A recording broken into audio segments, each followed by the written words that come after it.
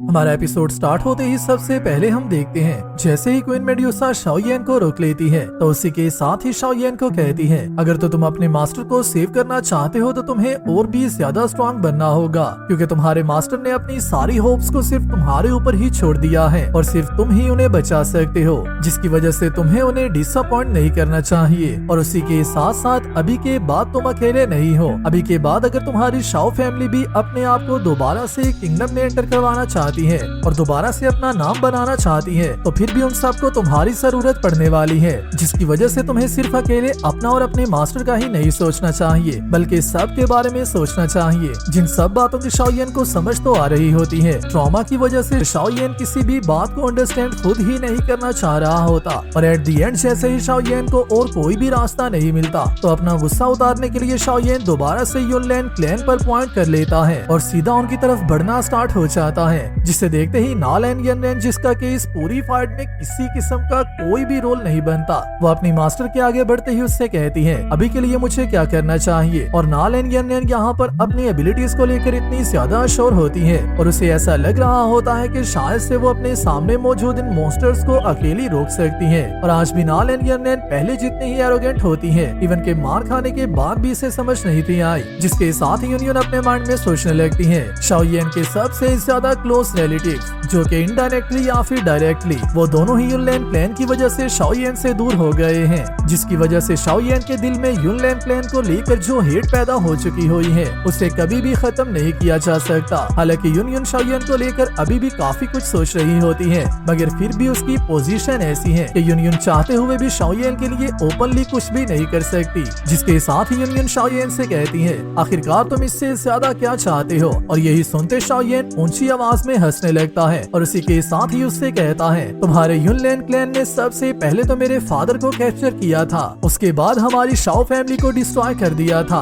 और आज के दिन तो इवन मेरे मास्टर को भी हॉल ऑफ साउल्स ने पकड़ लिया है, जो सब कुछ तुम्हारे युनलैन क्लैन की वजह से हुआ है। और अभी भी तुम मुझे ये पूछ रही हो कि आखिरकार मैं क्या चाहता हूँ। जो सुनते यूनियन उससे कहती है जो सब कुछ भी मेरे टीचर तुम्हारे साथ कर रहे थे उस सब की वजह से तुम्हें काफी ज्यादा हर्ट हुआ है, मगर आज के दिन हमारे युनलैन क्लैन की हालत भी तो काफी ज्यादा खराब हो गई है और हमारा युनलैन क्लैन पहले जैसा नहीं रहा, क्या तुम इस सब के बाद नहीं रुक सकते। जो सुनते शाओयेन उससे कहता है जब तक युनलैन क्लैन हमारे जियामा एम्पायर में रहेगा मुझे कोई भी नहीं रोक सकता, क्योंकि जिस ब्लड डेप्थ को तुम्हारे एंसेस्टर ने स्टार्ट किया था उसे सिर्फ ब्लड के साथ ही रिडीम किया जा सकता है। जिसके साथ यूनियन दोबारा से कहती है हमारा युनलैन क्लैन मैक्सिममली ऑलरेडी डिस्ट्रॉय हो चुका हुआ है, हमारे क्लैन के काफी ज्यादा डिसाइपल और काफी ज्यादा एल्डर्स भी मर चुके हैं, क्या ये सब भी तुम्हारे लिए कम है। जो सुनते शाओयेन कहता है ये सब कुछ कम है, जिसके साथ ही यूनियन कहती है मगर फिर भी मैं युनलैन क्लैन की अभी की करंट मास्टर हूँ, जिसकी वजह से अगर तो तुम इस क्लैन को डिस्ट्रॉय करना ही चाहते हो तो पहले तुम्हें उसके लिए मुझे डिफीट करना होगा।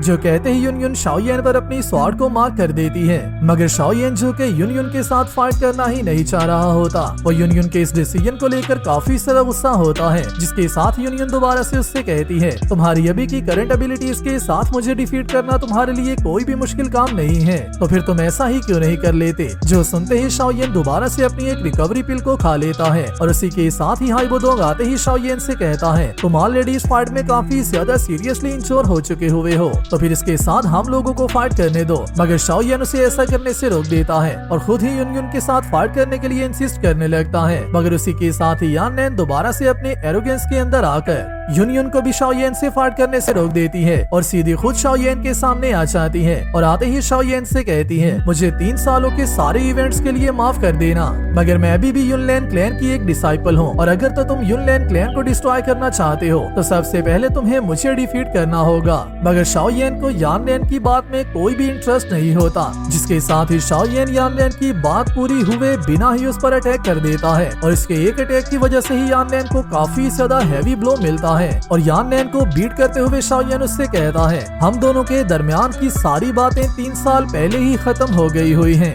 मगर उसके बाद युनशैन ने हॉल ऑफ साउल्स के साथ मिलकर हमारी शाओ फैमिली पर अटैक किया था, मेरे फादर को किडनैप किया था और इवन के आज के दिन मेरे टीचर भी अरेस्ट हो गए हैं। इस ब्लडशेड के सारे बदले को तुम कभी भी बियर नहीं कर पाओगी और ना ही तुम्हारे अंदर इतनी ताकत है और ना ही तुम्हारा स्टेटस इतना हाई है कि तुम इस ब्लडशेड के अंदर आकर अपनी कोई भी स्टेटमेंट दे सको जो सब बातें करते हुए शाओयेन ने यानलैन के सॉफ्टवेयर को अपडेट कर दिया होता है और सॉफ्टवेयर अपडेट होते ही यानलैन शाओयेन से कहती है मगर हमारे एंसेस्टर तो ऑलरेडी मर चुके हुए हैं। और इसी के साथ साथ यानलैन शाओयेन के पकड़ने की वजह से काफी ज्यादा पेन में भी होती है। इवन कि उसे अपनी लाइफ अपनी आंखों के सामने फ्लैश होती नजर आ रही होती है। मगर उसी के साथ ही दोबारा से यूनियन इस सारे मैटर में मेडल करती है और शाओयेन को ऐसा करने से रोकती है। और इसी के साथ ही रॉयल फैमिली के सारे गार्ड्स भी यहाँ पर आ जाते हैं जिन सबको याओ ये लीड कर रही होती है। और यहाँ पर आते ही रॉयल फैमिली के सारे गार्ड्स युनलैन क्लैन को घेर लेते हैं जिसके साथ ही याओ ये कहती है ग्रेट ग्रैंडफादर युनलैन क्लैन के सारे डिफेंसेस को ऑलरेडी डिस्ट्रॉय कर दिया गया है और अभी के लिए हम सबको आपके सिर्फ एक ऑर्डर का वेट है।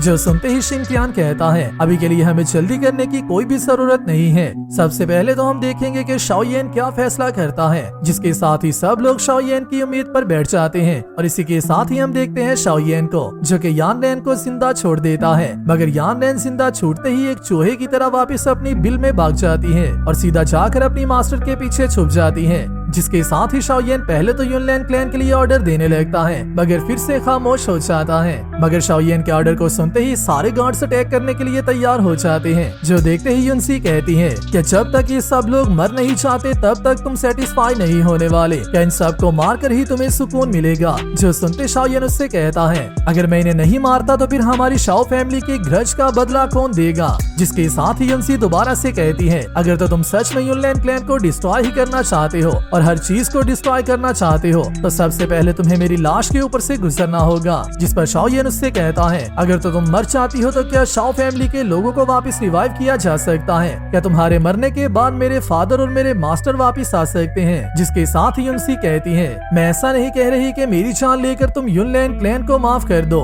क्योंकि मुझे पता है कि मैं इस बात के काबिल भी नहीं हूँ। मगर युनलैन क्लैन की मास्टर होने के नाते अगर तो तुम युनलैन क्लैन को पूरी तरह से स्लॉटर ही करना चाहते हो तो फिर मुझे इस बात की शर्म है कि मैं अकेली जिंदा रह जाऊंगी जिसकी वजह से मैं भी इन सब के साथ ही मरना चाहती हूँ। जिस सब को लेकर शाओयेन अभी भी कोई डिसीजन नहीं कर पा रहा होता क्योंकि शाओयेन सिर्फ युनलैन क्लैन के लोगों को किल करना चाहता है और यूनियन को जिंदा छोड़ना चाहता है। जिसके पीछे की रीजन यूनियन की काफी मर्तबा शाओयेन की हेल्प करना है और शाओयेन की पर्सनल फीलिंग्स जो कि उसे यूनियन को किल करने से रोक रही होती हैं। शाओयेन के माइंड में काफी ज्यादा खिचड़ी पक चुकी होती है। मगर उसी के साथ ही हाइबोडोंग शाओयेन के सामने आ जाता है और आते ही शाओयेन से कहता है युनलैन क्लैन के पीछे जो अल्टीमेट मास्टर माइंड था युनशेन ऑलरेडी किल हो चुका हुआ है और ऐसा भी हो सकता है कि युनशेन और हॉल ऑफ सोल्स के एक दूसरे के साथ हाथ मिलाने के बारे में बाकी के सारे स्टूडेंट्स को पता ही ना हो और युनलैन क्लैन के कुछ लोग इनोसेंट भी तो हो सकते हैं। जो कहते ही हाइबोडोंग भी रास्ते से हट जाता है और इसी के साथ ही शाओयेन जो के अपना फाइनल डिसीजन लेता है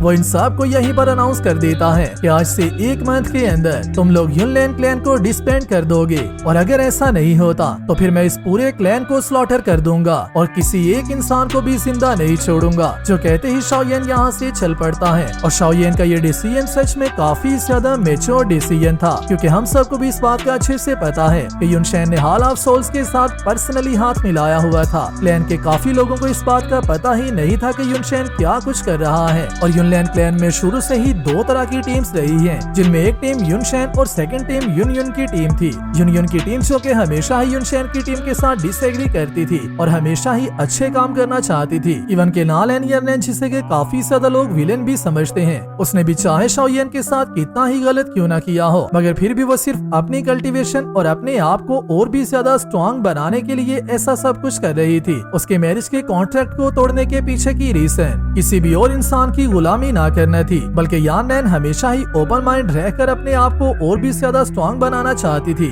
जिस सब के बारे में भी शाओयेन को आइडिया होता है जिसकी वजह से ही शाओयेन ऐसा डिसीजन लेता है और अभी के लिए तो शाओयेन जिस सिचुएशन में से गुजर रहा है युनलैन क्लैन को डील करना कोई भी बड़ी बात नहीं है। अभी के लिए शाओयेन अपने फादर और अपने मास्टर को लेकर और भी ज्यादा परेशान होता है। तो कुल मिलाकर ये एपिसोड इस पूरी सीरीज की हिस्ट्री का सबसे ज्यादा अमेजिंग भी और डार्क एपिसोड था जिसमें कि हमें काफी ज्यादा ट्विस्ट देखने को मिले हैं। आप सबको ये एपिसोड कैसा लगा है मुझे नीचे कमेंट्स में लाजमी बताना और नेक्स्ट आने वाली वीडियो के लिए चैनल को सब्सक्राइब लाजमी कर लेना। मैं मिलता हूँ आप सबसे नेक्स्ट वीडियो में, तब तक अपना और अपने प्यारों का ख्याल रखियो।